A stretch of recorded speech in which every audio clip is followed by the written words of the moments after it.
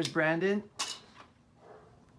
Made on Earth Guitars, and he is custom building a brand new guitar for Joe Perry, his boss.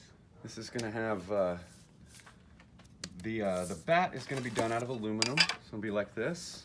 Once this is done, it'll kind of look like the old school resonators, Dobros type guitars, where it kind of look like it has the pie plate on it. But it'll all be inlay work. You get close to it, it'll be a guitar or an electric guitar instead of a dobro. You're gonna drop shadow the. Yeah, there's going to be a drop shadow behind everything. That's going to be crushed abalone shell and black epoxy. So it'll give it kind of that cool 3D look, like it's kind of almost half floating off the guitar. And this is the neck thus far. Pretty much at the point where I need some glue to glue all of those in, and then I can sand this flat and show off the loveliness. For his Hollywood vampires. Yeah. Any other points of notice? You got a Wilkinson bridge. Wilkinson bridge. It's going to have the Seymour Duncan P rails. And I think that's about it. It's gonna have a knob. Yeah, it's going to have a knob. We're going to put a knob on it. Oh my gosh. Actually, the knobs that I tracked down for Joe's guitars, it's kind of silly, but I find knobs that go to 11. I think I need that knob. He gets a kick out of it. When I showed him the first one, he was just like, "Where did you get that?" So.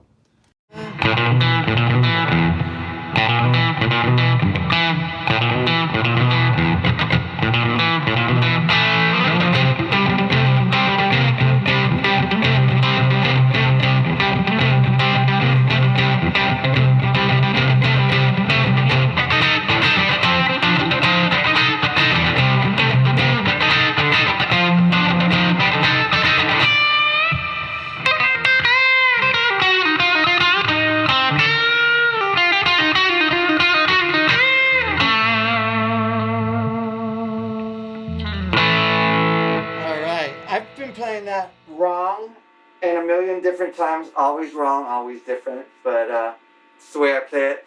And the reason I'm playing some Walk This Way right now, if you can hear me through the mask, hi, it's Mundo. The reason I'm playing this is because this is Joe Perry's new guitar. This is the Vampire guitar, and I'm here with Made on Earth guitar owner, Luthier, Master Luthier, my good friend Brandon Jones, and he's been my guitar tech for years, and we love this guy here in Las Vegas. And we're going to show you this guitar and run it through the paces and let me know about this guitar. One-piece Honduran mahogany body with a fiddleback maple, torrefied fiddleback maple top. All of the artwork that you see is inlay work. It's not paint. The shadow of the bat here is the same wood as the fingerboard. It's all ebony. The key buttons are the same, and then the rear electronics cover is the same deal. The aluminum here, the metal look is aluminum. So all of that is, and same thing with the fingerboard. That's where I did for the Vampire font. When my son was playing it, because I'm playing it, I'm looking at the neck, and as I play, I look at the dots, right? But when my son was playing it, it's striking the Vampire. Yeah, it's so cool. Yeah, I laid it out in the same spots that where your fret marker position markers would be, so it's not uncomfortable to play. It's like it's very intuitive. You look down and you know right where you're at. We should say this is the Vampire guitar because this is a guitar that Joe Perry will be using with the Hollywood Vampires. Correct. Yeah. Right. Yeah. So that's his group with Alice Cooper and Johnny Depp. Yeah. And it's kind of a little. It's a powerhouse band. It's their old school, like bar rock type stuff. Right. They're really fun. And I think the original Hollywood Vampires goes back to the top room of the Rainbow. Yes. Where they used to Alice Cooper, John Lennon, the guy who used to sing "I Can't Live If Living Was Without You." Lyman the Coconut guy. I'll put it in text. But they had this drinking club where they would hang out. Mm-hmm. Right? Right. And they called themselves the Hollywood Vampires, but now it's a different thing with the band. Alice is still keeping it going. Right. You know, he was one of the originals, and he's still, you know, it's old rockers that they wanted to rock, and he's just watched a lot of friends and stuff drop off along the wayside, and good musicians and stuff with great songs. So he's wanted to put together a group to kind of pay tribute to those guys. Yeah. And that's what the Hollywood Vampires is. They play a bunch of songs by deceased musicians that really they left us too early and gave us some amazing music. Man, my friend has mixed with them and he says it's a blast. Oh, they're great. They're so good.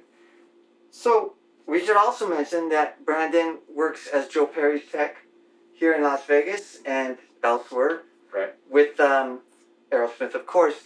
And you can't see me laughing under here, but there's another tech as well, right? Yeah. Joe has 2 techs to take care of him because his guitar rig is absolutely huge. That's why I'm laughing. Yeah. There's myself and another guy named Marco.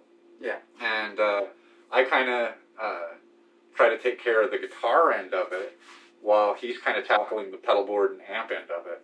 And really, it's too big of a job for just one guy because Joe's rig is just really intense right now. And here in Vegas, when these great bands have a residency, they get to plant it for a while. They get to just enjoy not having to travel, not having to set up. And Aerosmith isn't the only band. A lot of these bands are bringing more gear than ever because they can enjoy the gear. Right. You don't have to do the setup and tear down every night.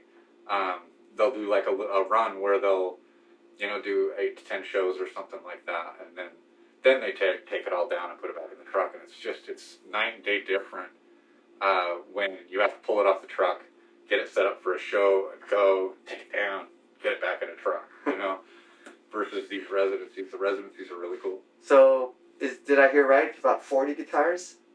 He has about 40 guitars. Yeah. Plays them. Well, I'd say there's probably around 40 guitars that are there at any point in time.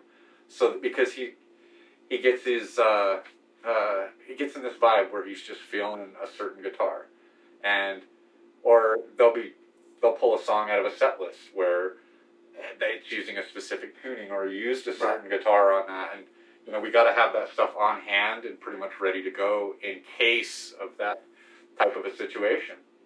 And we've having that many guitars just makes it so that should that scenario happen. Many vintage guitars? There's a lot of everything, and I mean that one. There's Dan Electros. There's Les Pauls. There's. But are they Strats. vintage or some of them? Yeah. Some of them, yeah.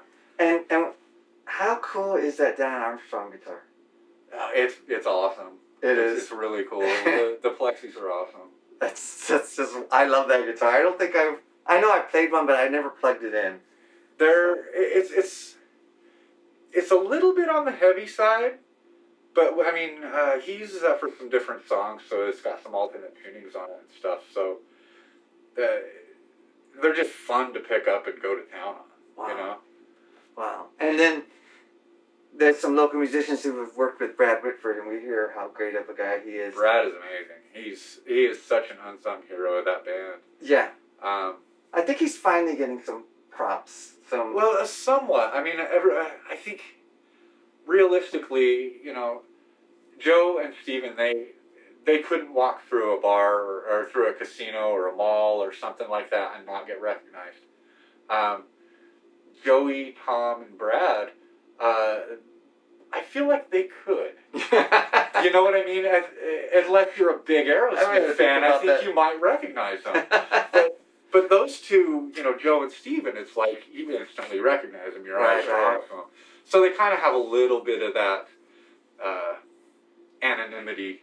And then but they're like, Brad's just such an amazing player. Straight up, there was one day we have a sax player by the name of Seth. He's an amazing player as well, and he was just kind of warming up, and it was they were just doing a sound check, I think. And Seth was warming up, and he was. I always tease him and tell him he's playing his Lisa Simpson riffs, but he's playing these really cool sax jazz runs and stuff. And Brad walked over and watched him play one, and played it right back to him. And Seth looked at him, played him something even more difficult.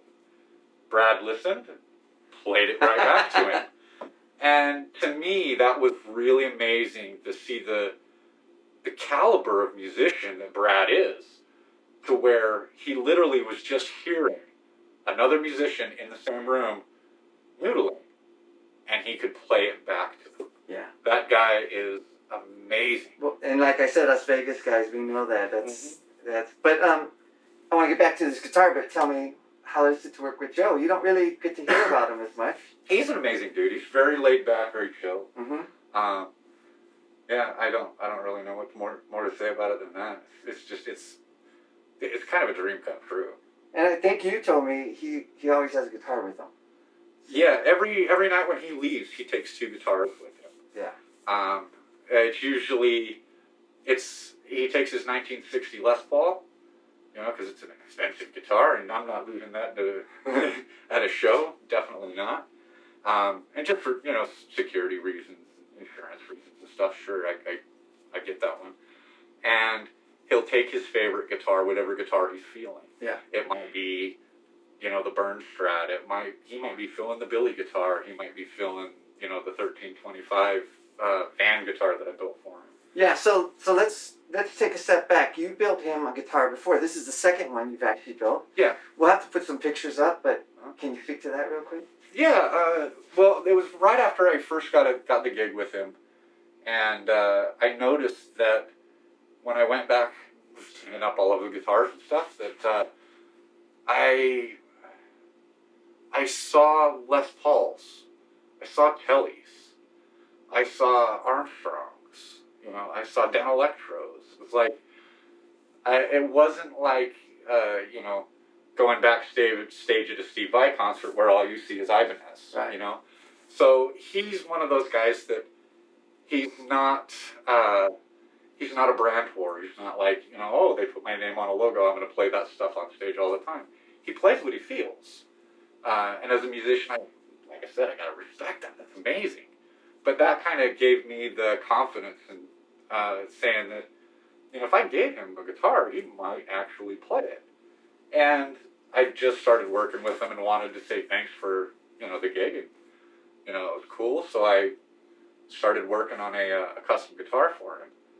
And I built one that had, it looked very similar to the van, with a bunch of, had the Mark Lehman logo thing inlaid back here, and the old Aerosmith logo here. Which I didn't know there was an old Aerosmith logo. That's pretty cool. It was a learning. And they even used it on the guitar picks. Yeah, they made some guitar picks shortly thereafter that had that same logo that the guitar had on it. And the inlays on that one, I used bone. Yeah. And I did individual images of each member of the band going down the length of the neck, and it turned out really awesome. Now we're in Brandon's house, but this is just one area of where he builds guitars. In his garage, I'll have some footage of that. He's got all his machines, which I use in his lathes. But he's got all his machines, but sometimes when I go and have my guitars worked on, we'll just hang out in the garage. And I saw him building this guitar, and the inlays were half done. And I was like, what is that? And he's like, that's bone. And it looked all clean and nice, of course. But he goes, I use that bone in the yard, because he's got dogs. Yeah. And there was a big bone in the yard. Yeah. Well, initially, when I was doing the inlays for that guitar, I was looking around trying to figure out, okay, I want to use bone for that because it'll look really clean. The white popping off of the ebony fingerboard. It's just, there's such contrasting colors that I just wanted to use them that way.